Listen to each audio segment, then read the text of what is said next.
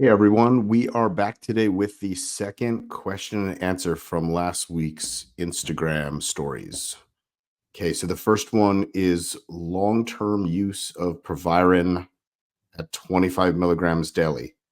So that's actually the medical dose that's prescribed for long-term use. The beginning of therapy generally calls for 50 to 75 for a few weeks to get the plasma level up, and then it's generally maintained at 25 milligrams.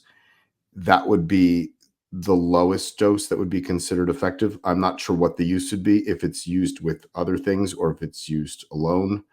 Um, Side effects, I mean, the side effects would be the same as using any low dose androgen, possible skewed triglycerides.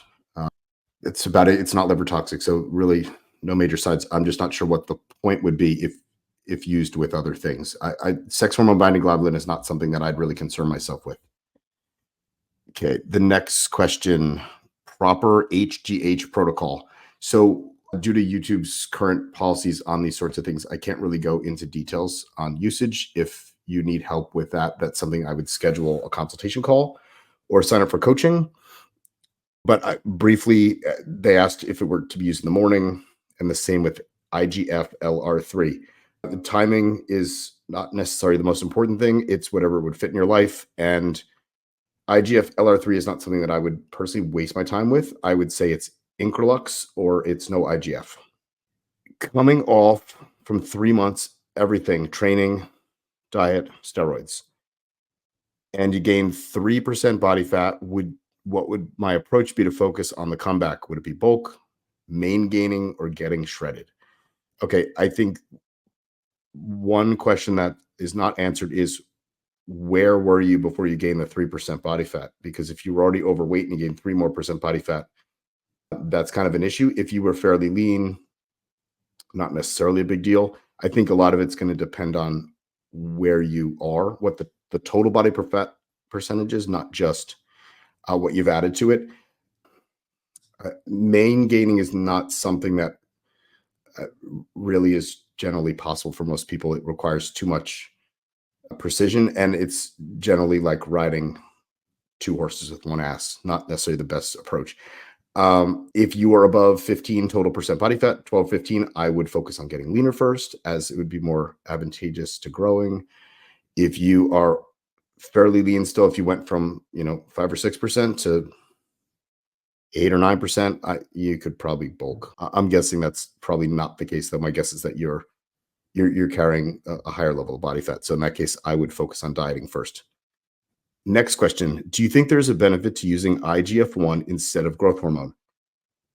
I do in select cases. I would say if you are a professional bodybuilder and you've reached the pinnacle of size, what your genetics offer, something like adding Increlux could potentially be useful. I would say for 99.9% of people out there, probably not. You've probably not leveraged food, your genetics, your training, time, all sorts of other things, other gear metrics that using IGF is necessarily justifiable, at least in my opinion. I would say you can leverage, most people probably haven't leveraged GH hard enough either to really start justifying moving on to other things. If you're using already a bottle a day of GH and you've been doing that continuously and you've pushed other things, then perhaps, but otherwise I would stick with the other more proven things.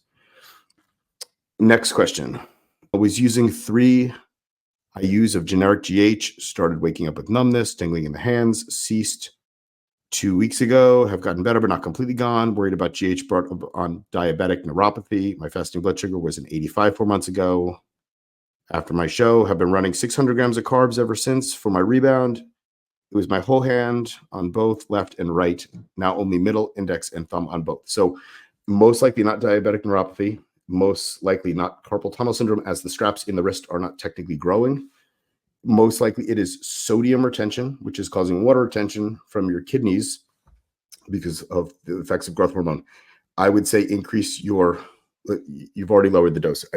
Ideally, people should be consuming more water and look at your sodium potassium ratio. Your potassium is probably too low. If you're one of the bodybuilders that follows the current trend of drinking salt water, thinking that that's going to aid you, I would cut that out and I would focus more on getting the potassium ratio correct. Potassium in an ideal world is somewhere between 12 and 16 to 1 sodium. That generally will fix that issue. There are some people that are also just very sensitive to growth hormone. If you're concerned about diabetes specifically, I would check both A1C and fasting glucose, though. 600 carbs depends on the person. It's not necessarily a huge amount of carbohydrates. It's not necessarily a small amount of carbohydrates. It just depends on the person. Okay, next question. Does finasteride affect or water down the effects of gear, especially DHT derivatives? No. So finasteride or anything that's a 5-alpha reducer will only have an effect on testosterone and nandrolone.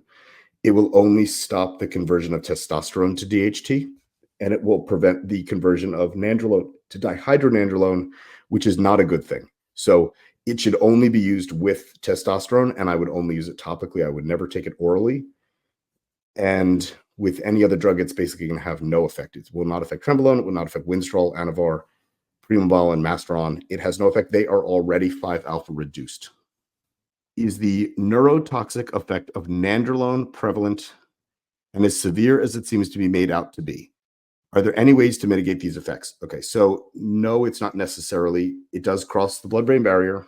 All steroids can have some effects on the human brain. In a lot of these studies, they're using steroids in monotherapy, so there was really no estrogen present.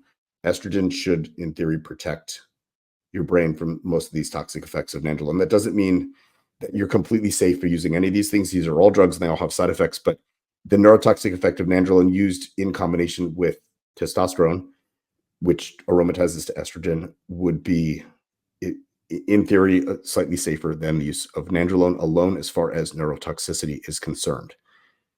Okay, next one. Thoughts on no max upper limit of protein study. So I think it was just slightly misinterpreted. It is there, of course, is no max. If you weren't absorbing something, you would have diarrhea. You can clearly absorb and put to use, in theory, some unlimited amount of food. It doesn't mean that that's advantageous or that there'll be anabolism from it. That's been shown before that the anabolism cap is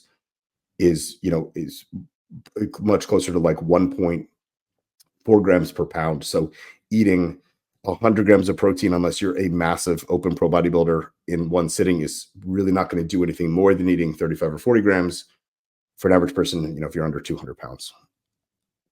Okay. Think about upping my test E to 500 milligrams per week or keeping at 250 and adding something like Anavar to help lower my sex hormone binding globulin.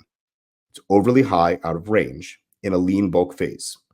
Any better to Anavar and at what dose? Thank you in advance. Okay.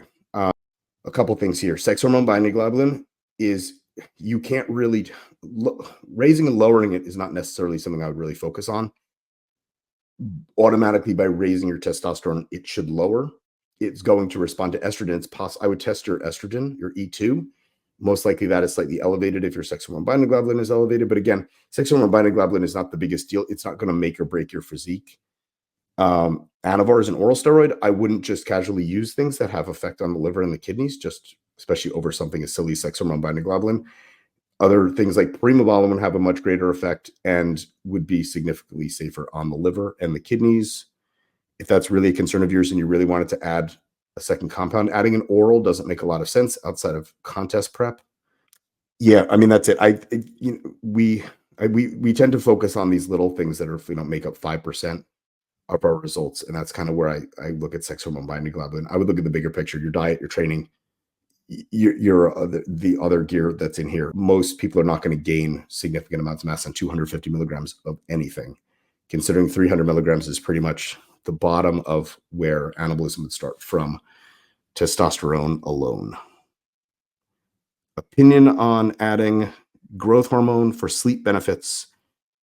How much of the benefits for recovery and hypertrophy would be improved through sleep rather than some other mechanism, such as increasing IGF-1? Sleep is hugely important to recovery. There's got to be a percent that would be improved from sleep alone. If your sleep is truly disrupted, I would look at the whole picture of your sleep hygiene and not just adding growth hormone per se. Growth hormone definitely has an effect on sleep. If you're younger than 40 and your sleep is disrupted, most likely it is not a low growth hormone state, but you can test growth hormone serum. For hypertrophy is really not going to occur growth hormone directly anyway. Growth hormone does not grow muscle tissue per se. IGF does. So most of the effects would be seen through elevated IGF, and really growth hormone is one of those things that it seems to be dose dependent. The more that can be used, afforded, and tolerated, obviously the more result is generally going to occur. Okay, next one. Why does TRT, testosterone replacement therapy, often cause obstructive sleep apnea? It doesn't always. In some cases, it actually improves it. It depends. A lot of times that sleep apnea is as the diameter of the neck grows, the circumference of your neck grows, it pushes on your windpipe, and it's going to cause restricted breathing.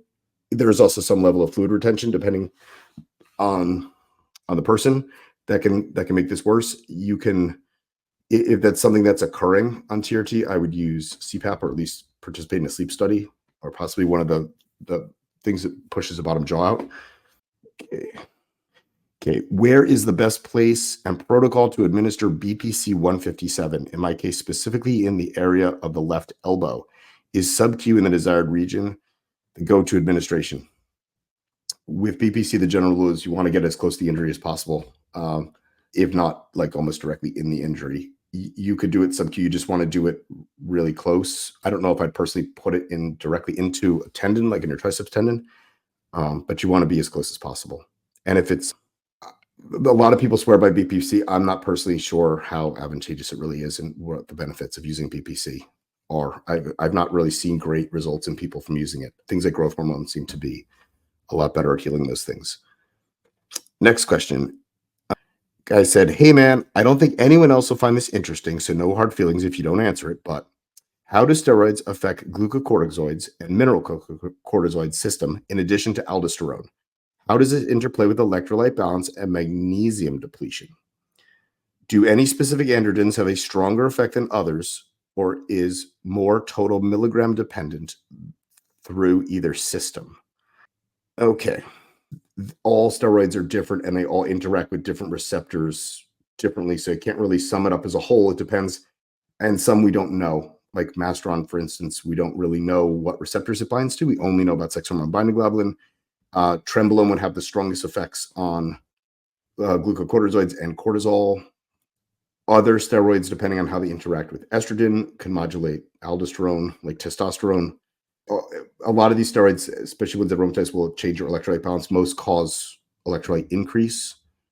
Magnesium depletion from them is more from the central nervous stimulation and the stress that occurs from that. So you would need more magnesium. You probably notice this at night. And it's like most things, it's probably milligram dependent. Certain things like Trenbolone will have an effect because it is much stronger on a milligram basis than other drugs. But obviously the more, if you use 200 testosterone and then you use 1,000 milligrams of testosterone, clearly 1,000 milligrams is going to have much stronger effect on all these things under water balance and electrolyte balance. And the last question was short esters and HPTA. So it's not short esters in general, just testosterone propionate doesn't seem to have the same suppression as a longer esters. Testosterone, even when the dose is equated, and you can actually see in blood, you can see the testosterone propionate running parallel to the natural testosterone that's based on carbon 12 and carbon 13. So they can be identified separately, and it just doesn't seem to cause the same amount of suppression. It also doesn't cause the same amount of nitrogen retention. I think testosterone propionate is an interesting drug used at the right time. I don't think it's necessarily the best ester to be used for growth. That's not the case necessarily with all short esters. It just testosterone propionate seems unique, and there's a specific uses, especially pre-contest for things like that. Okay, everyone, that looks like it for now. I will post up more questions on Instagram later today. Thanks, everyone, for liking and subscribing. Have a great day.